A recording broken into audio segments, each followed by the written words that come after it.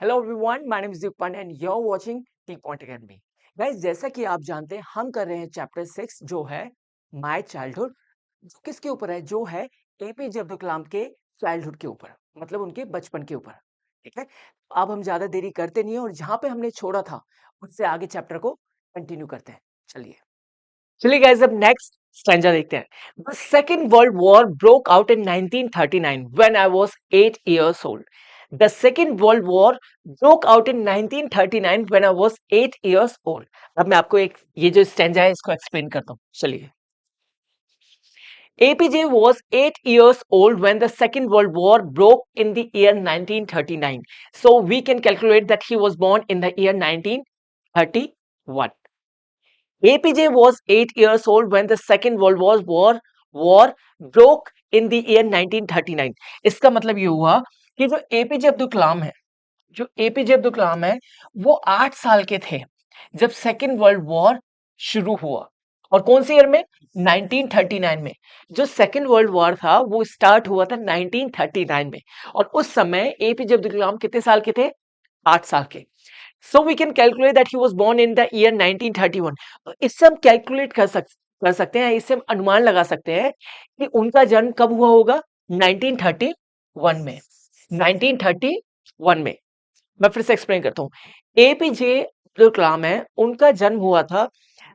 APJ Abdul Kalam 8 साल के थे जब सेकेंड वर्ल्ड वॉर स्टार्ट हुआ था। और कौन सी ईयर में? 1939 में।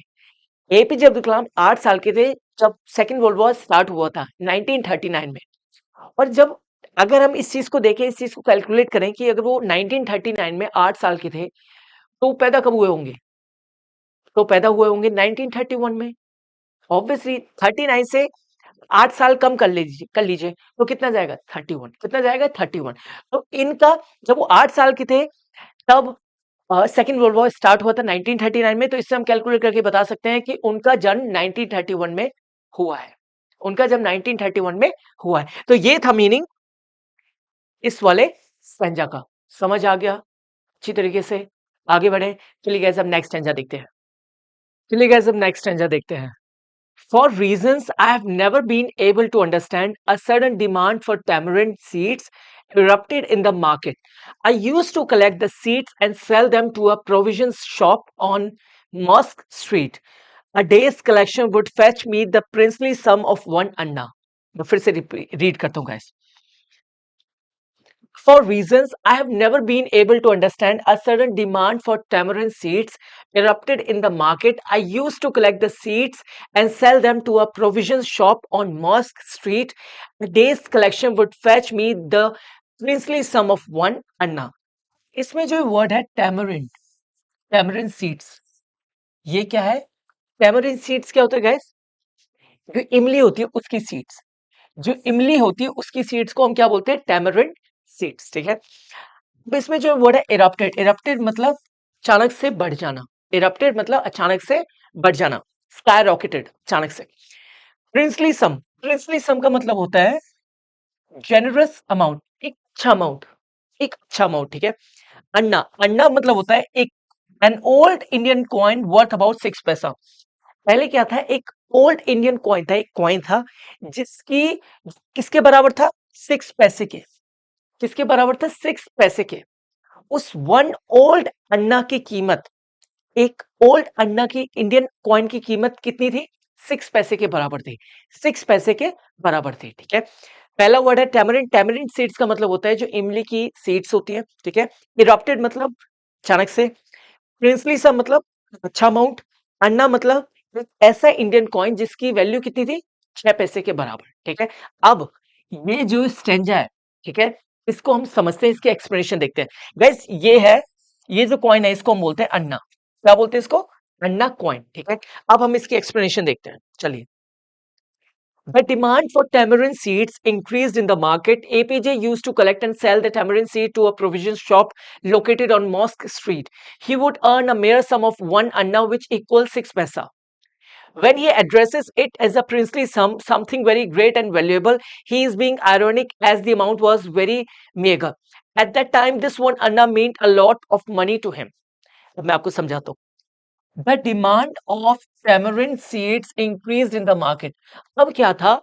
जो टैमरिंड सीड्स है, जो इमली की जो सीड्स है, उसकी जो डिमांड थी वो अचानक से बढ़ गई थी मार्केट में। बाजार में उसकी जो डिमांड थी वो अचानक से बढ़ गई थी। ठीक है। APJ used to collect and sell the tamarind seeds to a provision shop located on mosque. और जो एपीजे अब्दुल कलाम है वो क्या करते थे, वो टैमरिंड सीड्स को कलेक्ट करते थे और उसको सेल करते थे किसको, प्रोविजन शॉप को।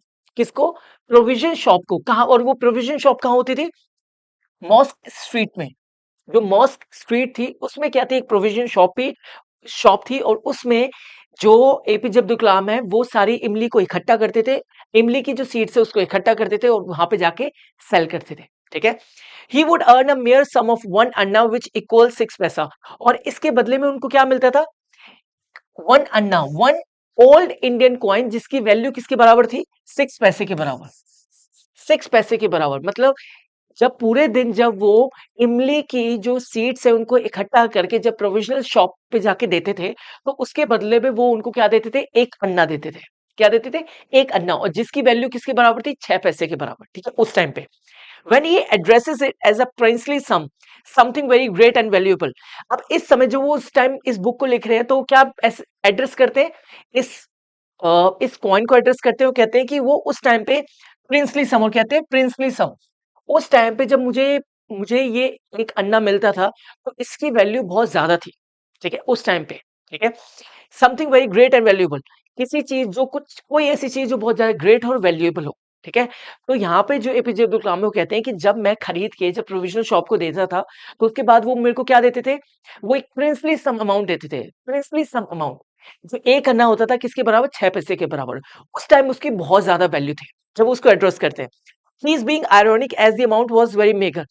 अब वो आगे बोलते हैं कि अब इस अगर वो जिस टाइम ये इस चैप्टर को लिख रहे थे तो उस टाइम वो हंसते हुए लिखते हैं, बट रियलिटी में अब अगर देखूं तो उसकी वैल्यू कुछ भी नहीं थी। मेगर मतलब बहुत कम, स्मॉल अमाउंट। वो कहते हैं कि जब मैं उसको, स्मॉल अमाउंट, जब मैं इमली की सीड्स को खरीद के प्रोविजनल शॉप को देता था उसके बाद वो मेरे को 1 अन्ना देते थे। उस टाइम उसकी बहुत ज्यादा वैल्यू थी, बहुत ज्यादा उसकी ज्यादा बहुत ज्यादा वैल्यू थी। बट रियल में जब वो इस चैप्टर को लिख रहे हैं तो वो कहते हैं कि बट रियल में अगर मैं देखूं तो उसकी कुछ भी वैल्यू नहीं थी, वो बहुत ही स्मॉल अमाउंट था। At that time this 1 anna meant a lot of money to him. But उस समय जब वो 8 साल की थे, जब उनको ये ऐसा कॉइन मिलता था, उस समय इस पैसे की वैल्यू, इस कॉइन की वैल्यू बहुत ज्यादा थी। ठीक है, बहुत ही ज्यादा थी। ठीक है, तो ये था मीनिंग इस वाले स्टेंजा का। मैं फिर से एक बार रिपीट कर देता हूं आपको। क्या था, जो डिमांड थी टेमरिंड सीड्स की वो अचानक से बढ़ गई थी मार्केट में, वो अचानक से बढ़ गई थी। तो जो एपीजे अब्दुल कलाम है वो समझदार तो थे, तो वो क्या करते हैं, वो टेमरिंड सीड्स को इकट्ठा करते हैं और जाके सेल करते हैं किसको, प्रोविजनल शॉप को। और जो प्रोविजनल शॉप वाले होते हैं वो क्या करते हैं, उसको रिटर्न में क्या देते हैं, 1 अन्ना देते हैं। और 1 अन्ना की वैल्यू थी 6 पैसे के बराबर। तो उनके लिए वो बहुत ही ज्यादा प्रिंसली सम था। क्या था, प्रिंसली सम था, मतलब उस टाइम उसकी बहुत ज्यादा वैल्यू थी उस 1 पैसे की। ठीक है, बट जब इस चैप्टर को जब वो लिख रहे थे तो उस टाइम वो रियलाइज करते हैं कि वो जो 1 अन्ना उसका उनको मिलता था उसकी वैसे कुछ भी वैल्यू नहीं थी, वो बहुत ही स्मॉल अमाउंट था। फिर वो आगे बोलते हैं कि बट उस समय जब वो उनको ये कॉइन मिलता था उस टाइम इसकी वैल्यू बहुत ही ज्यादा थी। उस टाइम इसकी वैल्यू क्या थी, बहुत ही ज्यादा थी।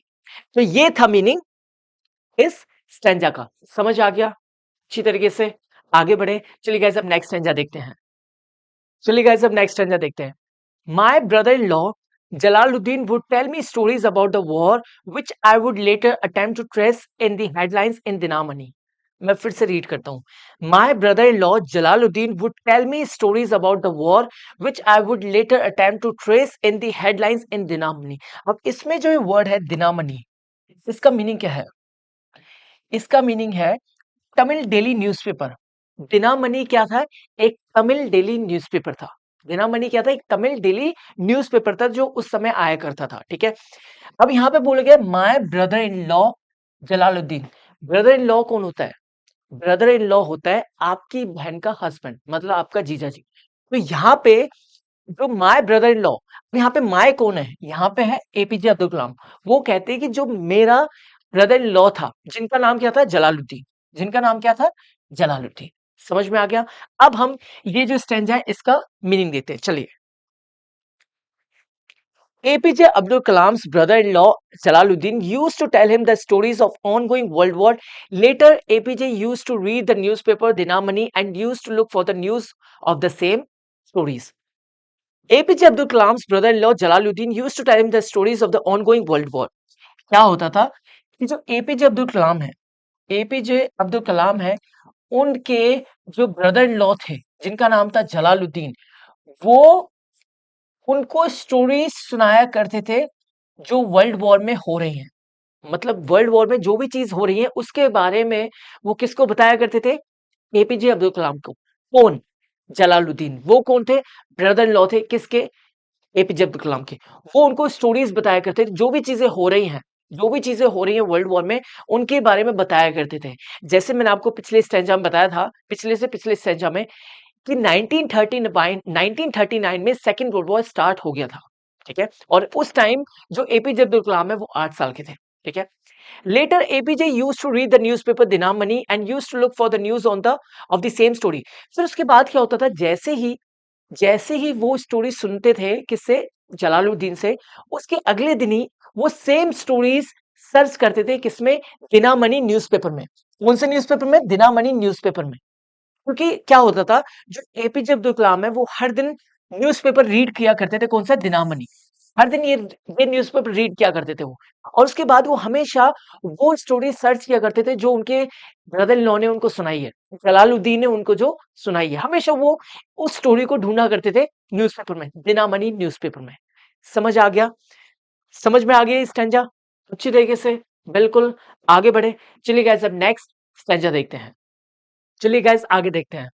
Our area, being isolated, was completely unaffected by the war, but soon India was forced to join the elite forces and something like a state of emergency was declared. मैं फिर से read करता हूँ.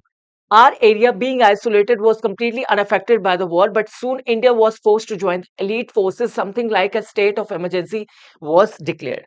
इसमें जो ये वर्ड है isolated, इसका मीनिंग क्या है? इसका मीनिंग है लोनली, कट ऑफ, बिल्कुल अलग, बिल्कुल कट ऑफ हो जाना, बिल्कुल अलग हो जाना। फिर है एलीट फोर्सेस। एलीट फोर्सेस का मतलब होता है the armies of UK, USA and Russia during the second world war. Elite forces किसको बोला है? यूके, रशिया और यूएसए की जो आर्मी है जो सेकेंड वर्ल्ड वॉर में गई है उनको बोला है एलीट फोर्सेस। क्या बोला है? Elite forces. अब मैं आपको ये जो स्टेंजा है इसको समझाऊंगा विस्तार से, चलिए। Rameshwaram was a small island town far away from land, so it was not affected by the World War in the beginning. But after some time, India had to join the war and combined with the elite forces. Then a state of emergency was declared in the country. During the emergency, the presidential president's rule is implemented in the country. It is like a curfew in the country. A lot of privilege which are given to the people are withdrawn. अब जैसा मैंने आपको पहले बताया था कि जो APJ Abdul Kalam है, उनके जो ब्रदर इन लॉ हैं, जिनका नाम था जलालुद्दीन, वो बहुत सारी स्टोरीज बताया करते थे किसके बारे में, सेकेंड वर्ल्ड वॉर के बारे में जो उस टाइम चल रहा था। ठीक है, उस टाइम वो शुरू ही हुआ था, क्या था, उस टाइम वो शुरू ही हुआ था। और उसके बारे में जो एपीजे अब्दुल कलाम है वो किसके हाँ पे पढ़ते थे, जो न्यूज़पेपर था उसमें पढ़ते थे। किसमें पढ़ते थे? न्यूज़पेपर में पढ़ते थे। ठीक है, अब आगे क्या हुआ, जो रामेश्वरम, जो ये टाउन है, जो रामेश्वरम है, ये जो रामेश्वरम प्लेस है वो क्या है, एक स्मॉल आइलैंड टाउन है। क्या है? एक स्मॉल आइलैंड टाउन, एक छोटा सा शहर है, द्वीप है। ठीक है, एक छोटा सा द्वीप शहर है। ठीक है, फार अवे फ्रॉम लैंड, और ये लैंड से अलग है, जो लैंड है उससे अलग है, क्योंकि क्या है, एक ये क्या है, एक आइलैंड है। क्या है? एक छोटा सा आइलैंड है। So it was not affected by the world war in the beginning. जब उस टाइम, जब वर्ल्ड वॉर सेकेंड टू चल रहा था, तो इस पे ज्यादा प्रभाव नहीं पड़ रहा था, इस आइलैंड पे। ये जो रामेश्वरम आइलैंड है, इस पे ज्यादा प्रभाव नहीं पड़ रहा था सेकेंड वर्ल्ड वॉर का, शुरू शुरू में। But after some time, but कुछ समय बाद, India had to join the war and combined with the elite forces. But कुछ समय बाद इंडिया को ऑर्डर आया और इंडिया को ज्वाइन करना पड़ा, क्या, एलीट फोर्सेस। जो आर्मी है यूएसए की, यूके की और रशिया की, उनकी आर्मी को, उनकी फोर्सेस को ज्वाइन करना पड़ा। किसको? इंडिया को। इंडिया की जो आर्मी है उसको ज्वाइन करना पड़ा यूके, यूएसए और रशिया की आर्मी को। Then a state of emergency was declared in the country. तभी क्या हो गया, एक इमरजेंसी डिक्लेयर हो गई। एक इमरजेंसी डिक्लेयर हो गई किसमें? इंडिया में, ठीक है। During an emergency the president rule is implemented in the country. जब इमरजेंसी रूल डिक्लेयर हो गया, जो इमरजेंसी जैसे ही डिक्लेयर हुई, तो उस टाइम ये प्रेसिडेंट रूल इम्प्लीमेंट होने लग गया। और इसका मतलब है एक कर्फ्यू लग जाना। एक इमरजेंसी का मतलब है एक तरीके से कर्फ्यू लग जाना। लोगों को ज्यादा अलाउ नहीं करना बाहर निकलना, लोगों को ज्यादा घूमना फिरना अलाउ नहीं करना, ना उनको जाने का कुछ अलाउ करना, ठीक है, ऐसा कुछ लग जाना, ठीक है। रिस्ट्रिक्शन लगा देना लोगों के ऊपर, ठीक है। A lot of privilege which are given to the people. बहुत सारी चीजें जो लोगों को दी गई थी, एक तरीके से फ्रीडम दी गई थी, वो कुछ फ्रीडम ले लेना वापस, ठीक है। ऐसा ही कर्फ्यू लग गया था उस समय जब सेकेंड वर्ल्ड वॉर चल रहा था। और उस समय जब इंडिया के कुछ आर्मी के, इंडिया की जो आर्मी है जब उसको जाना पड़ा और ज्वाइन करना पड़ा किसको? एलीट फोर्सेस को। तब उस टाइम क्या लग गए? इमरजेंसी लग गया। और कुछ सारे जो एक तरीके से जो फ्रीडम जो रूल्स हैं, कुछ एक तरीके से जो प्रिविलेज दिए गए हैं जो लोगों को, वो सारी उल्टी ले ली गई। कुछ, पूरी नहीं, ठीक है, कुछ, ठीक है। तो ये जो स्टैंजा, इसका मतलब है कि जो रामेश्वरम जो एक आइलैंड टाउन है, ठीक है, जो बिल्कुल लैंड से अलग है, वो इतना अफेक्ट नहीं हो रहा था इनिशियली जब वर्ल्ड वॉर टू चल रहा था, ठीक है। जब वर्ल्ड वॉर टू चल रहा था तो इनिशियली वो इतना ज्यादा अफेक्ट नहीं हो रहा था। बट प्रॉब्लम तब स्टार्ट हुई जब इंडिया के फोर्सेस, इंडिया की जो आर्मी है उसको भी ज्वाइन करना पड़ा एलीट फोर्सेस को, मतलब यूएसए, यूके और रशिया की आर्मी को। और तभी क्या हो गया, इमरजेंसी डिक्लेयर हो गई इसमें, इंडिया में एक तरीके से कर्फ्यू लग गया। और लोगों को जो प्रिविलेज मिले हुए थे जाने का, कहीं भी घूमने का, ठीक है, कुछ भी करने का, उनके कुछ प्रिविलेज वापस ले लिए गए कि आपको अब ये नहीं करना है, आपको वो नहीं करना है, आपको ऐसे नहीं करना है। मतलब कुछ प्रिविलेज ले लिए गए थे वापस, सारे नहीं, ठीक है। तो ये था मीनिंग इस वाले स्ट्रेंजर का, जिसमें आइसोलेटेड का मतलब होता है लोनली, कट ऑफ, मतलब बिल्कुल अलग। तो यहाँ पे आइसोलेटेड क्या है? ये जो आइलैंड है, जो ये रामेश्वरम जो आइलैंड है, इसके बारे में कहा गया है, ठीक है। और एलीट फोर्सेस कौन है यहाँ पे? यूके, यूएसए, रशिया, इनकी जो आर्मी है इसको कहा, क्या कहा गया है? Elite forces, world war two में, ठीक है। समझ में आ गया स्टेंजा? बिल्कुल। आगे बढ़े, चलिए गाइस अब नेक्स्ट स्टेंजा देखते हैं। चलिए गाइस अब नेक्स्ट स्टेंजा देखते हैं। The first casualty came in the form of suspension of the train halt at Rameshwaram station. The newspapers now had to be bundled and thrown out from the moving train on the Rameshwaram road between Rameshwaram and Dhanushkodi. मैं फिर से read करता हूँ, words पे focus करना। The first casualty came in the form of the suspension of the train halt at Rameswaram station. The newspaper now had to be bundled and thrown out from the moving train on the Rameswaram road between Rameswaram and Dhanushkodi. अब इसमें जो word है casualty और suspension, इनका मतलब क्या है? Casualty का मतलब है लॉस, या तो किसी इंसान का या किसी चीज का लॉस होना, उसको हम क्या बोलते हैं? कैजुअलिटी। उसके बाद है सस्पेंशन। सस्पेंशन मतलब हुआ एंड और स्टॉप, किसी चीज को रोक देना, किसी भी चीज को रोक देना, तो उसको हम क्या बोलते हैं? सस्पेंशन। क्या बोलते हैं? सस्पेंशन। अब मैं आपको ये जो स्टैंजा है इसकी एक्सप्लेनेशन समझाता हूँ। The first impact of the World War II on the people of Rameshwaram was the cancellation of train stoppage at the Rameshwaram station. Earlier, the train which came from India used to stop at Rameshwaram station and then went further to Dhanushkodi. But now the halt was cancelled and the train went from India to Dhanushkodi without stopping at Rameshwaram. With this, the newspaper welder which used to come for Rameshwaram was thrown out of the moving train as it reached the Rameshwaram road. मैं आपको समझाता हूँ। The first impact of the world war second on the people of Rameswaram. अब हमें पता चलता है, जैसे मैंने आपको पिछले स्टेंजा में बताया था कि 1939 में सेकेंड वर्ल्ड वॉर स्टार्ट हो गया था।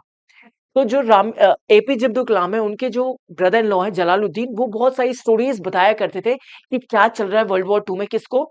एपीजे अब्दुल कलाम को। और एपीजे अब्दुल कलाम वो सारी न्यूज, सारी स्टोरीज किसमें पढ़ते थे? न्यूज़पेपर में पढ़ते थे, न्यूज़पेपर में सर्च करते थे। तो अब क्या हो गया था, पहले क्या था, इतना अफेक्ट नहीं हो रहा था ये जगह, ये जो प्लेस है रामेश्वरम, ये इतनी अफेक्ट नहीं हो रही थी वर्ल्ड वॉर टू से, ठीक है। क्योंकि ये क्या, एक द्वीप शहर है, ये अलग शहर है, ठीक है, एक अलग आइलैंड है।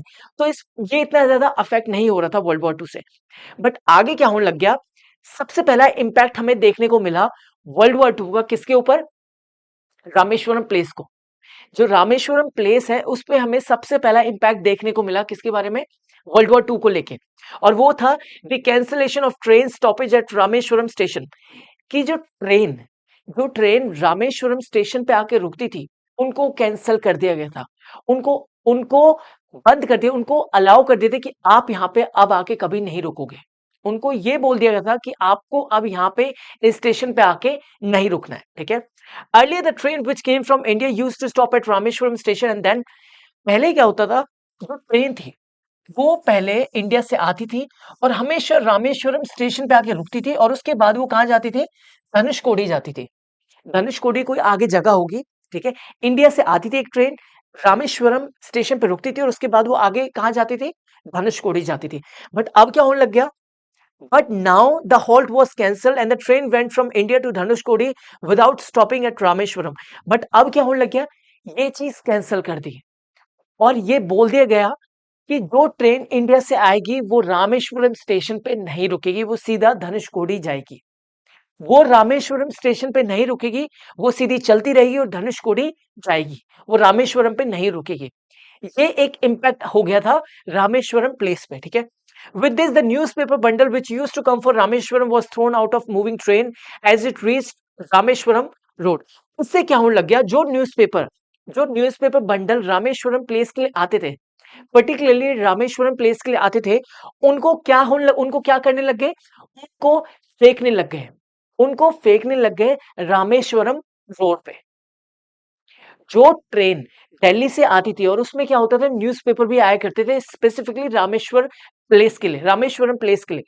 अब क्या होने लग गया, जब ट्रेन रुक नहीं रही थी तो लोग क्या करने लग गए, वो सीधा ट्रेन से बाहर फेंकने लग गए रामेश्वरम रोड पे उन न्यूज़पेपर को, उन न्यूज़पेपर के बंडल को रामेश्वरम रोड पे फेंकने लग गए, जिससे जो रामेश्वरम के जो लोग हैं वो न्यूज़पेपर को एटलीस्ट ले तो पाए और ये चीज पता कर पाए कि अब जो वर्ल्ड वॉर 2 है उसमें चल क्या रहा है, ठीक है। तो ये था मीनिंग इस स्टेंजा का।